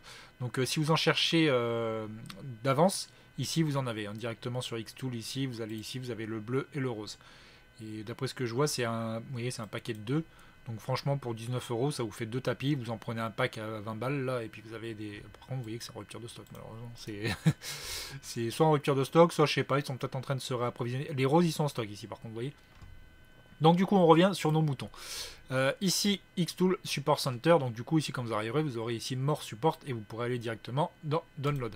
Download ici, on va avoir Creative Space qui va être ici. Alors, il faut cliquer sur Download. Ici, ça va vous afficher la page. Alors, soit vous descendez tout en bas, parce que des fois, leur bouton, en fait, ça c'est même pas un bouton Download, c'est un bouton qui va vous faire descendre de la page. Des fois, il descend pas tout en bas, vous voyez. Des fois, il y a une pub qui va s'afficher entre temps parce qu'il a détecté qu'on est en train de se balader sur le site. Ici, vous cliquez pas hein, sur France Go, vous laissez pour l'instant comme ça. Et ici, vous allez prendre votre version que vous aurez besoin. Si vous êtes sur un iMac, un MacBook ou quoi que ce soit qui soit de la marque Apple, si vous avez ici la version avec un processeur Intel à l'ancienne, vous prenez cette version-là. Si vous êtes sur les nouveaux Mac avec une puce M1, M2, vous prenez cette version-là. Ici, on aura toutes les versions pour les smartphones et les tablettes. Ici, iPadOS, c'est pour les tablettes. Ici, iOS, ça sera pour les iPhones et également pour les anciens iPad. Ici, on aura Android pour les téléphones portables sous Android, hein, ou les tablettes, d'ailleurs, ça pourra fonctionner également. Et ici, on aura la version Windows. Alors ici, je vais l'utiliser sur un PC Windows. Mais si vous voulez, je pourrais vous faire des tutoriels sur des Mac. Hein. J'ai un iMac et un MacBook qui permettront de faire des tutoriels si vous avez besoin de voir comment ça fonctionne sur un Mac. Mais sincèrement, ça fonctionnera de la même façon. On aura juste à le brancher en USB et ça sera pareil. Mais si jamais vous avez un MacBook et que vous vous posez la question de savoir comment ça fonctionne parce que ça ne marche pas de la même façon, vous me direz en commentaire et je vous ferai un tutoriel version dédiée macOS. Voilà. Donc on est parti sur la version Windows. Donc moi je l'ai déjà installé. Je vais le lancer, le logiciel. Du coup, je vais aller ici, Creative Space. Une fois qu'on va arriver sur le logiciel, on va être ici. Alors, j'ai déjà Xtool M1 qui est déjà référencé en haut. Ici, c'est pas forcément ce qui va être référencé chez vous. Ici, vous aurez peut-être autre chose qui va être référencé. En fait, ce qu'on va faire, c'est qu'on va brancher la machine en USB maintenant. Et on va l'allumer également. Alors, ce qui va se passer, c'est que quand vous allez la brancher la première fois, si vous n'avez jamais installé un laser ou une découpeuse laser ou quoi que ce soit, vous allez avoir peut-être ici une petite fenêtre qui va s'afficher avec installer le pilote CH340. Ça va être le pilote qui va permettre de connecter le port USB à la machine. En gros, c'est la carte mère qui a besoin d'être reconnue. Donc ici, ce que je vais faire, c'est que je vais brancher mon port USB à mon PC et je vais le brancher à l'arrière de la machine. Je vais allumer également la machine. Ici, il va y avoir peut-être un petit temps. Alors, si vous l'avez déjà installé, la machine va se connecter automatiquement parce que le logiciel va la détecter. Vous voyez ? Moi, il vient de me la détecter. Il vient de mettre à jour directement la surface de travail. Ce que je vais faire, c'est que je vais tricher vite fait pour vous montrer ce qui risque de se passer pour la première fois. Là, je vais cliquer vite fait sur connecter. Et ici, ce qui va se passer, c'est que moi, là, il va détecter la machine. Vous voyez, là, pas d'apparaître détecté. Pourquoi? Parce que je viens de le débrancher. Je vais cliquer sur rafraîchir. Vous voyez, ici, j'ai la Xtool M1 qui est détectée.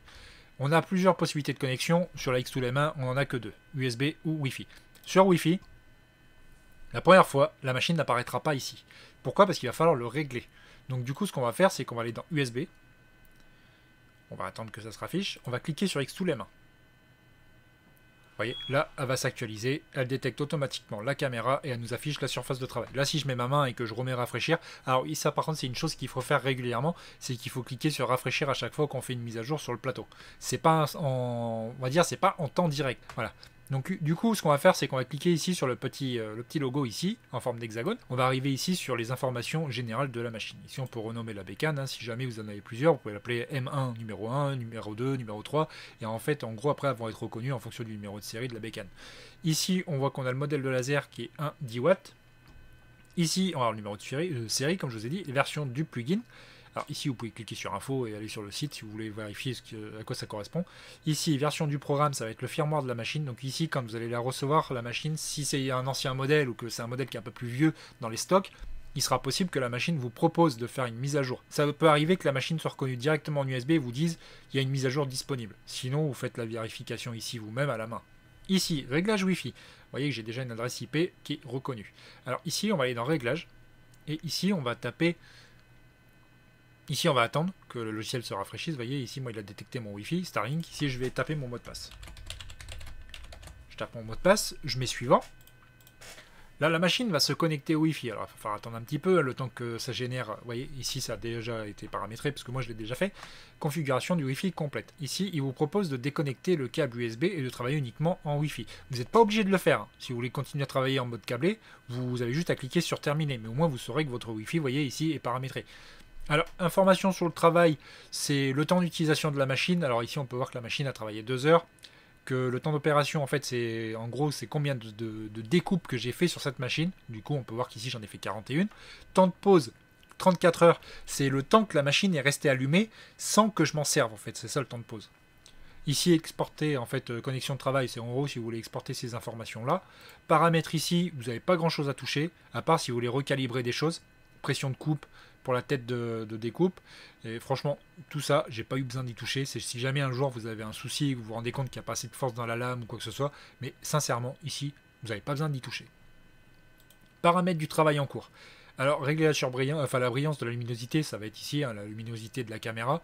Temps de travail du ventilateur, c'est quand la découpe laser est terminée, en fait le ventilateur va rester allumé pendant 20 secondes juste à la fin de la découpe laser. Ça va permettre à la tête laser de refroidir un petit peu. Si vous estimez que vous voulez qu'elle refroidisse plus longtemps, vous mettez 60 secondes, ou même si vous voulez, vous mettez que 5 secondes. Je vous laisse quand même ne pas toucher à ce paramètre, le laisser à 20 secondes, c'est déjà pas mal. Ça permettra de refroidir la tête laser et de lui laisser une durée de vie peut-être un peu plus longue. Voilà. Donc le reste, on n'a pas besoin d'y toucher. Là, on est connecté, on peut travailler maintenant. Alors ici, tout le reste, je ne vais pas rentrer dans les détails tout de suite, puisque ça sera pour le tutoriel complet. Ce que je vais juste faire, c'est vous montrer par exemple comment importer une image. Ici, vous allez cliquer là, et par exemple, vous pouvez prendre une image. Ici, vous voyez que j'ai déjà des trucs Harry Potter qui sont prévus. Ça, tout ce qui est ici, c'est mes projets que je suis en train de préparer pour d'autres... Ici, par exemple, vous pouvez voir ici mon logo M1 que j'ai fait et que j'ai mis sur la machine. Alors ici par exemple, si je veux cliquer ici, oui mettre à l'échelle ou non laisser la taille d'origine, si je laisse la taille d'origine par exemple, le logo va être immense parce que je l'avais fait en grande taille. Mais après, si vous voulez importer quelque chose à la taille réelle, vous pouvez importer des fichiers directement en taille réelle que vous voulez. Si je vais mettre à l'échelle, vous voyez qu'ici ça sera à l'échelle de en fait mon cadre qui était ici. Voilà, donc ici on a un logo. Alors ceci n'est pas un logo découpable, c'est un logo qui est en fait une image. C'est-à-dire qu'en gros ici comme j'ai importé un PNG, ce ne sont pas des tracés. Si j'avais importé un SVG, il l'aurait reconnu comme un tracé de découpe. Ici, si je veux uniquement découper ça, il va falloir ici tracer l'image. Si on reste ici dans les modes image bitmap, vous voyez ici, tout ça, ça va être des paramètres de génération pour un logo, en fait, si on veut faire de la gravure. Si jamais je clique ici, ça va faire de la gravure. De toute façon, comme l'image est noire, ça fera que du noir. C'est pas compliqué, ça sera que du noir. Donc là, on va revenir au truc original. Voilà, on va rien toucher d'autre. Et ici, on va aller dans tracer l'image. Tracer l'image, ça va être en gros que la machine, enfin le logiciel va créer un contour, vous voyez ici des lignes, et ces lignes-là, plus on va augmenter la tolérance, plus on aura quelque chose de précis. Ça va servir surtout si on a des objets avec plusieurs couleurs. Si ici je mets enregistrer, on va avoir deux images. On va avoir l'image ici de gravure, et ici on va avoir l'image de découpe. Alors ici, vous voyez, j'ai tout déplacé. Par contre, si j'avais fait, je reviens en arrière, ici je mets CTRL, et ici par exemple, je veux que ma découpe soit visible. Par exemple, vous voyez qu'ici je vais prendre, vous voyez, si je prends ça là, si je prends cette forme-là et que je veux qu'elle soit beaucoup plus visible, ce que je peux faire, c'est que je peux changer la couleur du calque. Ici, je peux le mettre en rouge, par exemple. Vous voyez ? Comme ça, je vois que mon tracé, il sera rouge, et mon image qui était en dessous, l'image pleine, c'est le calque bleu. C'est l'image qui est en dessous, qui sera une gravure. Vous voyez qu'il le reconnaît en tant que gravure. Ici, mon calque rouge, ça sera un calque de découpe.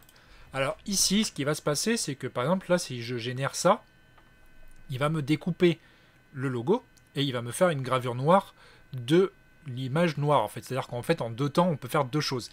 Alors ici on est sur découpe laser à plat. Vous pouvez voir qu'ici on a plusieurs choses. Ici découpe laser rotatif, ça sera si on a un module rotatif, ça sera pour une prochaine vidéo quand j'aurai un module rotatif à vous présenter dessus. Ici ouvrir plan, on n'en aura pas besoin pour l'instant. Ici lame, ça sera si on fait de la découpe vinyle. Alors si on fait de la découpe vinyle, l'image noire qui est ici ne servira à rien du tout parce que ça ne sera pas une gravure. Donc du coup, on aura juste l'image ici rouge.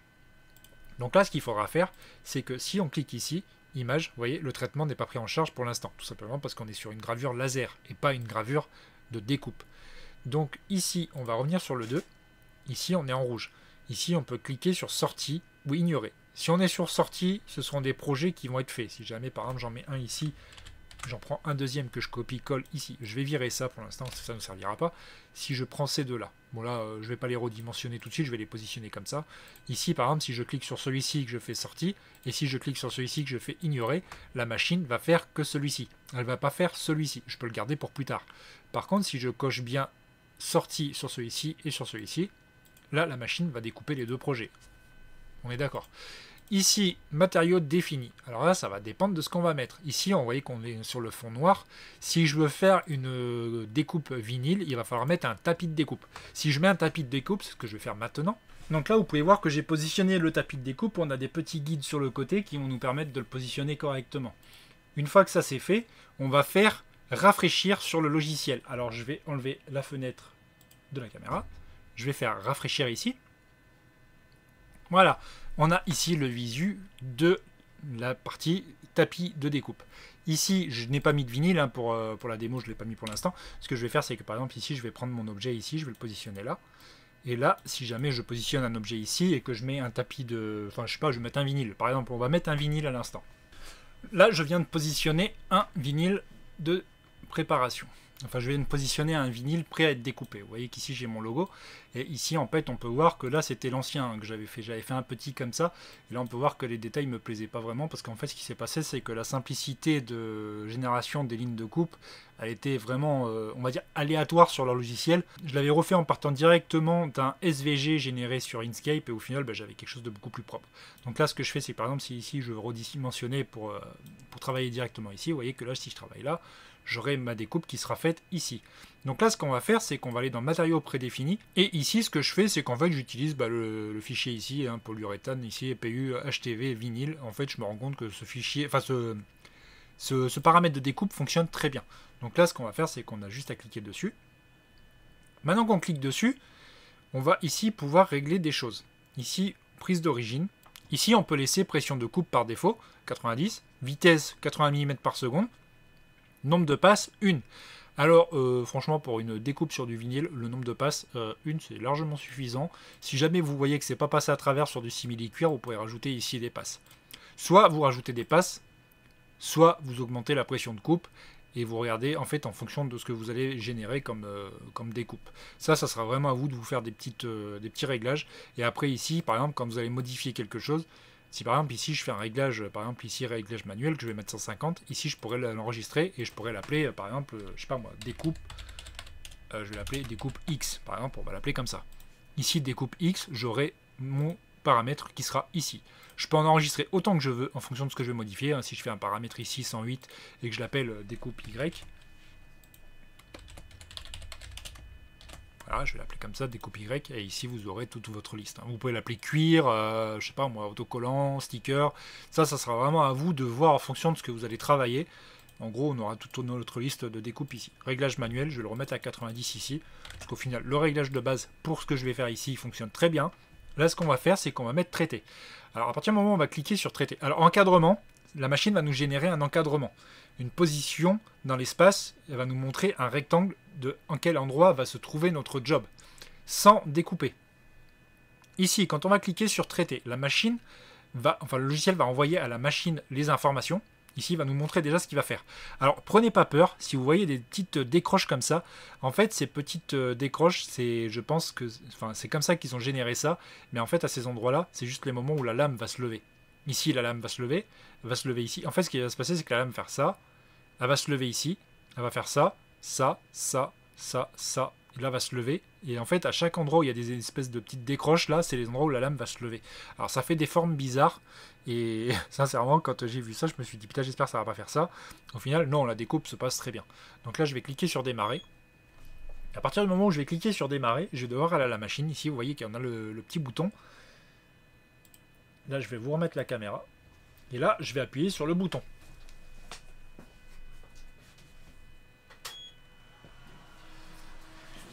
Là, la machine va faire un petit check-up et elle va découper.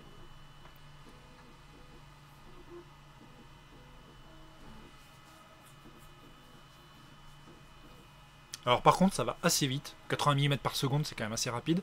Ce qui est bien, c'est que par contre, niveau découpe, elle est quand même relativement silencieuse, puisqu'elle ne déclenche pas le ventilateur d'extraction des fumées, vu qu'il n'y en a pas. Et ça que je trouve bien, c'est qu'au niveau de la découpe, elle est quand même assez calme. Par contre, même pendant une découpe vinyle, il ne faut pas soulever le capot. Voilà, quand la machine a terminé, elle revient en position home. J'ai oublié de vous préciser une petite chose, c'est que quand on est en mode travail ici, on va avoir un petit compte à rebours. Ici, on voit que le temps passé est 1 minute 24 pour découper ce petit logo. Donc là, ce que je vais faire, c'est que je vais repasser en mode caméra. Je vais ouvrir le capot et je vais écheniller vite fait tout ça, pour vous montrer à quoi ça ressemble. Alors, autre point important que j'ai oublié de préciser pendant que je faisais ça, c'était qu'il fallait que je rajoute un petit rectangle. Donc là, ce que je vais faire, c'est que je vais revenir en arrière ici. Et là, en fait, ce que je vais faire, c'est que là, je ne veux pas écheniller le M1 et le truc ici. Je veux le récupérer. Donc ce que je vais faire, c'est que si je veux faire un logo à cet endroit-là, je vais générer un rectangle ici. Et là, ce que je vais faire, c'est que je vais récupérer ce rectangle-là, comme ça. Ce que je peux faire, c'est que je peux augmenter également la pression. Par exemple, rajouter une ligne ici, tracer une ligne ici et augmenter la pression pour avoir quelque chose qui va me découper automatiquement mon vinyle tout propre et également le fond. Si j'augmente la pression, ça découpera entièrement et je récupérerai juste ces feuilles-là. Donc ici, il ne faut pas oublier une chose, c'est que si on clique ici et qu'on clique sur ce trait-là, le réglage ne sera pas forcément le même. Donc il faudra bien vérifier qu'on a exactement le même pour être sûr de découper juste cette zone-là. Ce que je vais faire maintenant, c'est que ça, je vais cliquer dessus. Là, je vais cliquer sur ignorer. Je ne veux pas redécouper les lettres, puisque je les ai déjà. Donc là, je veux juste découper ça. Je regarde bien que c'est en position sortie. Là, je fais traiter. Là, on va voir que ça va découper uniquement le rectangle. Je vais faire démarrer. Et là, je vais aller sur la machine. On va fermer le capot. On lance la découpe. Bon, un rectangle, ça va aller super vite.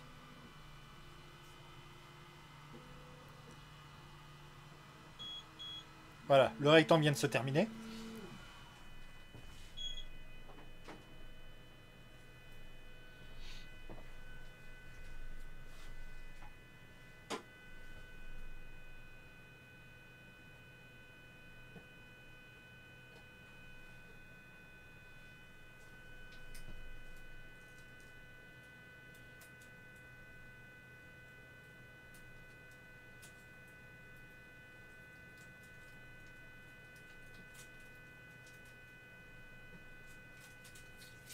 Voilà.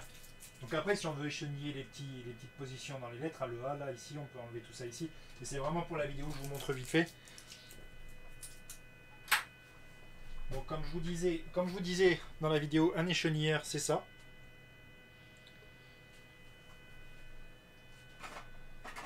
Vous pouvez également utiliser des spatules comme celle-ci, par exemple, pour maroufler à plat, pour pouvoir positionner dessus. Ici, je vais vous montrer du transfert tape. Alors ici, c'est de l'autocollant de transfert. Donc c'est ça. Ça nous permet de récupérer le logo en fait qui est sur la feuille. Donc du coup, ici, j'ai mon logo M1. Et là, je peux le coller n'importe où. Je peux le coller sur la fenêtre ici, par exemple, et le maroufler, et puis décoller le transfert tape. Voilà. C'est pas une découpe de grande, on va dire, importance. C'est juste un logo vite fait que je vous ai montré pour vous montrer comment on fait une découpe vinyle. Donc là, on est parti pour la partie découpe laser sur du bois. Alors découpe et gravure, parce qu'on va faire une gravure également en même temps. Donc là, ce que j'ai fait, c'est que j'ai récupéré ma petite araignée que j'avais dessinée. Je vais la mettre ici et on va la découper dans la petite planche en bois que je viens de disposer. Alors je vais la découper, mais en même temps, je vais également la graver.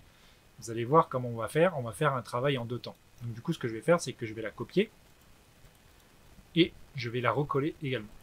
Je vais la recoller. Et là, en fait, ce que je vais faire, c'est que je vais la coller par-dessus l'autre. Et là, je vais la changer de couleur. Ce que je vais faire, c'est que pour l'instant, ce calque, je vais le masquer. Ce que je vais faire, c'est que je vais zoomer. Alors, si vous voulez zoomer dans l'espace, vous appuyez sur la touche contrôle de votre clavier. Et là, vous voyez que vous pouvez positionner correctement l'objet. On va le positionner pile poil par-dessus. Sinon, vous pouvez le faire avec les positions directement en haut, ici. Là, vous voyez qu'on est pile poil dessus. Le calque bleu, lui, ça va être un calque de gravure. Donc, ce qu'on va faire, c'est que là, quand je vais... Alors, ce que je vais faire d'abord, dans un premier temps, c'est que je vais vous expliquer comment régler tout ça. On va rafraîchir notre espace de travail. La machine a détecté que j'avais ma planche en bois. Donc là, ce que je vais faire, c'est que je vais me positionner voilà, propre. Comme ça, on est pile poil comme il faut. On a rafraîchi la place. On voit le truc comme il faut. On voit la planche, ici, format A4. Donc du coup, comme c'est une planche de 3 mm en format A4, ici, on l'avait d'origine. C'est le bout de bois qu'ils fournissent avec la machine. On va cliquer dessus. Ici, épaisseur 3 mm, c'est ce que je vous disais. Là, la planche fait 3 mm, donc on va partir sur 3 mm. Si jamais c'était un objet plus épais, ce que j'ai fait, c'est que par exemple, j'ai gravé des crayons en papier. Je vais vous montrer vite fait ce que j'ai fait sur un crayon. Sur la caméra, vous allez le voir en bas.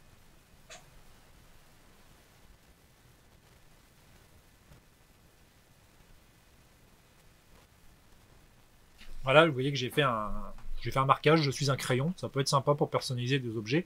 Par exemple, pour l'école, vous pouvez faire des objets genre je suis une règle, je suis une trousse, je suis une gomme. Sur une fourchette, vous pouvez marquer je suis un couteau, par exemple, pour rigoler, pour quelqu'un qui voudrait faire une blague.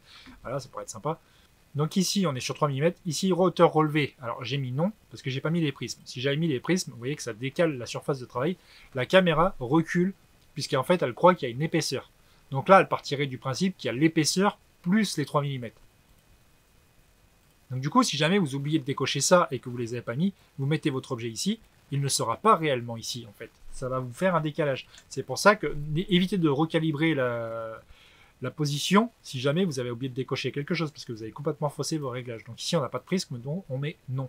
Mon crayon que j'avais faisait 5 mm d'épaisseur. Donc si je mets 5 ici, et que je clique sur OK, vous voyez que ça décale légèrement. Donc c'est là qu'en fait, ça va décaler vraiment vos surfaces de travail. C'est vraiment très important de faire attention à ça. Là, j'ai remis 3, vous voyez. Ici, on a la petite règle pour faire une mesure automatique. Alors, je vous déconseille de le faire. je me suis rendu compte que là, si je mets mesure automatique, vous allez voir, ça met un peu de temps. La machine croit qu'il y a une épaisseur de 3,4 mm. Techniquement, ma planche ne fait pas tout à fait 3, elle fait 2,9 et quelques. Donc, vous voyez, c'est pas franchement précis. Ça peut servir des fois. Pour le crayon, ça me l'avait détecté à 0,5, alors que c'était pas le cas. Donc, voilà. C'est pour ça que je vous dis de faire très attention et de mesurer vraiment au pied à coulisses vos surfaces de travail. Donc ici, on a d'autres deux objets qui sont prêts à être gravés et découpés. Donc, ce qu'on va faire, c'est qu'on va commencer par travailler. Ici, je vais désactiver le calque 2. On va paramétrer notre calque 3 pour faire une gravure. Je vais cliquer dessus. Et ici, je vais cliquer sur, pas graver contour, mais graver l'objet plein. Vous voyez, ça va me le remplir ici. Ici, ça va me le remplir. Et là, en fait, les paramètres, on va les laisser comme ça. Puissance 70, vitesse 75. On va laisser par défaut. Et ça sera à vous de vous faire vos réglages par la suite. Comme je vous ai dit, pour le vinyle, c'est pareil. Vous pourrez enregistrer des réglages ici. Donc là, on a notre objet de découpe ici, enfin notre gravure qui est préparée. On va la fermer. On va ouvrir ici la gravure. Je vais cliquer dessus. Je vais aller là. Et là, ici, je veux faire une découpe. Je vais cliquer sur couper. Voilà, notre calque rouge sera une découpe. Notre calque bleu sera une gravure. Ici, on va bien regarder que tout est réglé sur sortie, parce qu'on veut faire tous les travaux en même temps. Voilà. Et ici, ce qu'on va faire, c'est qu'on va mettre traité. Alors, à partir du moment où on va cliquer sur traité, on peut générer ici également un encadrement. Si on fait un encadrement, la tête laser va venir faire un rectangle ici, pour dire que ça sera la zone de travail qui sera ici. Si je mets traité, ça va envoyer tout ça à la machine. Vous voyez qu'ici, on voit qu'il y a le job de travail. Alors, par contre, on ne voit pas, mais il y a la découpe qui est également générée. Bon, par contre, c'est un peu flou, c'est normal. C'est pas prévu pour être zoomé au maximum ici. Voilà. Donc ici, on peut choisir de faire encadrement, soit on peut faire directement la découpe. Là, je vais lancer la découpe. Alors, je vais déplacer un tout petit peu la caméra pour qu'on voit ce qui se passe. Voilà. Je vais zoomer la caméra pour que vous voyez vraiment bien ce qui se passe. Moi, je vais cliquer sur démarrer, hein, qui est juste derrière ici. Là, je vais cliquer là. Je vais aller sur la machine et appuyer sur le bouton. Et je vous montre tout de suite en temps réel ce qui se passe. Super important, je pars du principe que vous n'avez pas oublié d'enlever la lame de découpe. Je vous l'ai précisé plusieurs fois dans la vidéo, mais c'est super important d'enlever la lame de découpe. Sinon là, la lame, en fait, elle aurait touché la plaque en bois.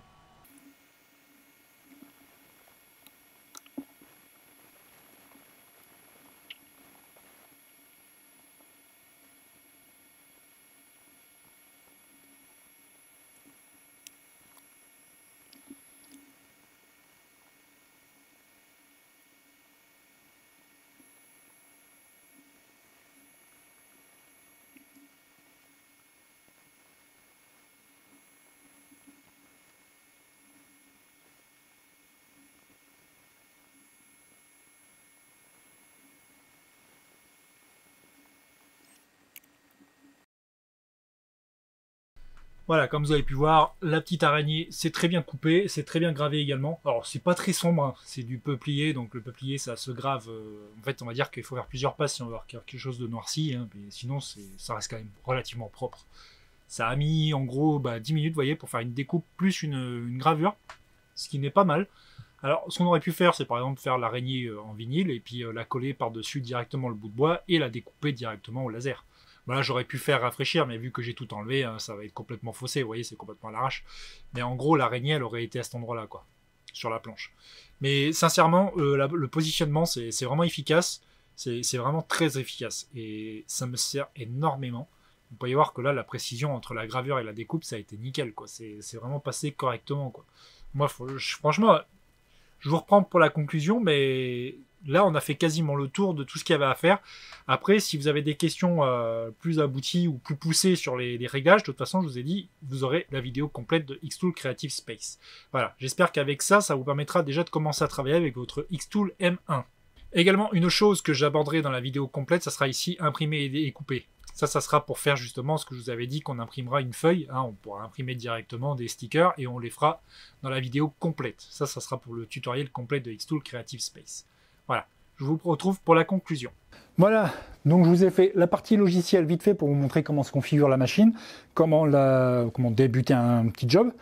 Je vous ai pas montré énormément de choses avec, parce que j'en ai montré énormément dans les machines de découpe laser, de ce que j'ai fait, découpe vinyle. Je vous en garde un petit peu sous le coude pour ce que je vais vous présenter par la suite. Après, les créations que je vais faire sur cette bécane, vous les verrez régulièrement sur...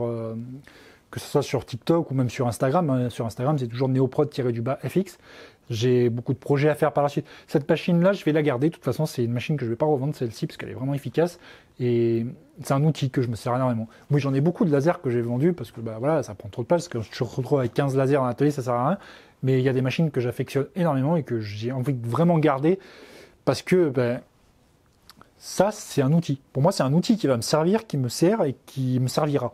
Voilà, ça va servir. C'est souvent quand on regarde des machines, des fois on se dit ça va servir. Mais là, ça va servir, ça me sert et ça servira. Et ça servira très longtemps. Durée de vie des lames. Là, des lames, ça va dépendre de ce que vous faites avec, mais franchement, ça tient assez longtemps. Durée de vie des têtes laser, parce que c'est une question qui peut revenir des fois. Une tête laser, ça tient environ 10 000 heures. Le refroidissement qui est dessus sert à prolonger la durée de vie de la laser. Ce qu'il faut, c'est de temps en temps nettoyer le ventilateur, vous le soufflez un petit peu. Quand vous soufflez un ventilateur, c'est pareil, faites très attention, bloquez les pales pour éviter que ça envoie du courant dans les têtes des ventilos. La tête laser, la lentille, c'est pareil, nettoyez-la de temps en temps. Ça peut prolonger la durée de vie. Comme je vous ai dit, pas de sopalin, uniquement des linges type lunettes. Mettez un petit peu d'alcool sur la lentille, par contre, uniquement sur la lentille, vous pouvez mettre un peu d'alcool. Par contre, pas d'alcool à base de parfum, hein, des alcools ménagers là, avec des trucs citron et tout, vous évitez ça. Vous mettez si possible de l'alcool. L'alcool pour les bobos, ça marche très bien. Pour les bobos.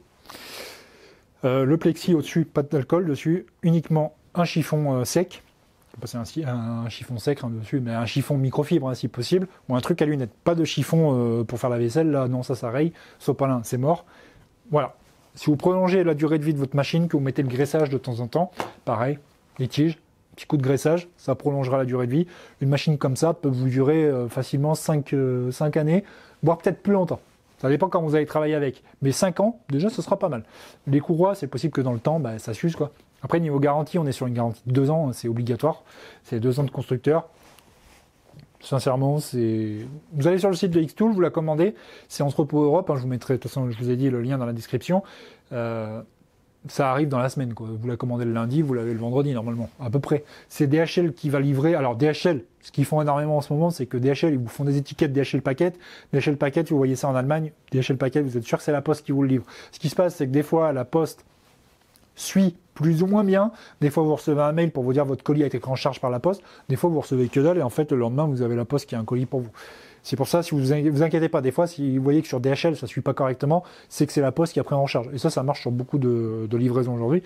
J'ai beaucoup de trucs qui arrivent aujourd'hui, c'est DHL en Allemagne, puis après, ça devient la Poste. Ça, après, ils font ce qu'ils veulent.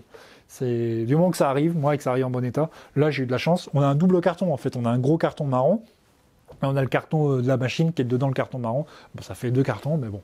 Au moins, le carton d'origine, il est protégé. Si jamais vous voulez la revendre un jour, vous avez un carton propre, quoi. Gardez les cartons, ça peut servir également. Gardez tout, les notices, les mousses. Remettez tout dans le carton proprement. Puis comme ça, vous avez un carton si un jour vous voulez revendre la bécane. Au moins, vous avez quelque chose de propre. Les notices, vous remettez tout comme il faut. Ce que je fais, c'est que les échantillons d'origine, en général, je les utilise pas. Comme ça, je les remets dans les machines que j'envoie. Et puis voilà, quoi.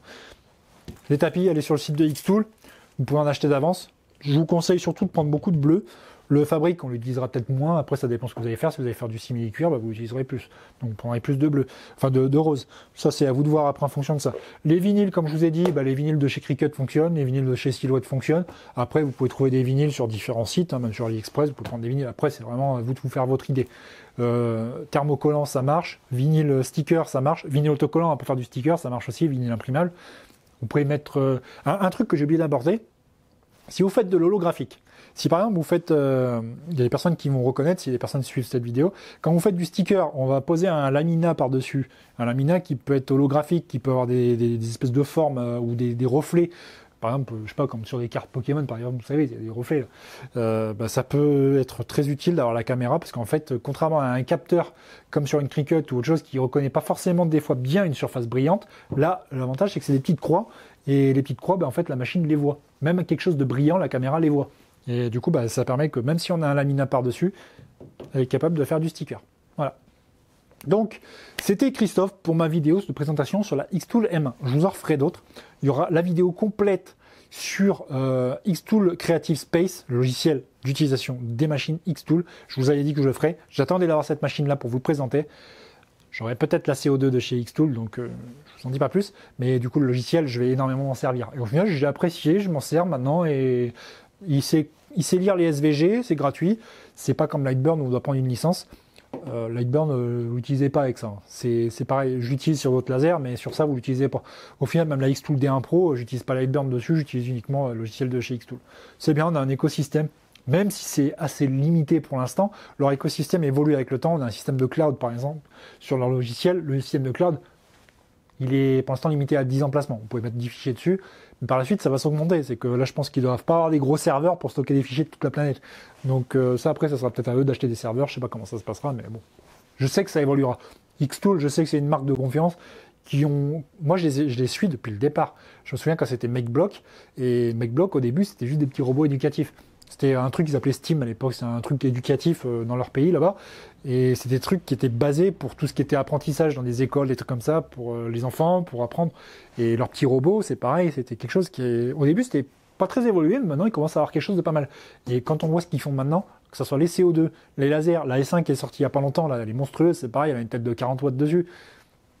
Xtool, vous pouvez y aller, c'est du matos de confiance, c'est du matos reconnu, la qualité elle est là, c'est du matos, c'est costaud, c'est pas une plastique de cheap, c'est pas un truc qu'on dirait que ça vient pas de chez Wish, hein, c'est clairement c'est du produit professionnel, enfin pour moi ça commence à toucher, on peut toucher du professionnel avec ça, c'est vraiment du produit costaud, qui est beau, c'est classe, sur un bureau ça fait propre, en plus avec la base surélevée je trouve que ça lui donne un truc un peu plus costaud, mais c'est vrai que pour faire du vinyle, bah, c'est moins pratique, voilà. Donc, je vous dis à bientôt, c'était Christophe, portez-vous bien et n'oubliez pas, abonnez-vous, lâchez un petit pouce et partagez les vidéos, ça me permettra d'avancer un peu plus sur la chaîne. Et comme je vous l'ai dit en début de vidéo, les projets reviennent, ils sont pas morts, et c'est pas qu'ils reviennent, c'est qu'ils sont jamais partis en fait, mais je veux dire que j'ai fait des petites pauses sur ma vie et qu'il y a eu des changements, voilà.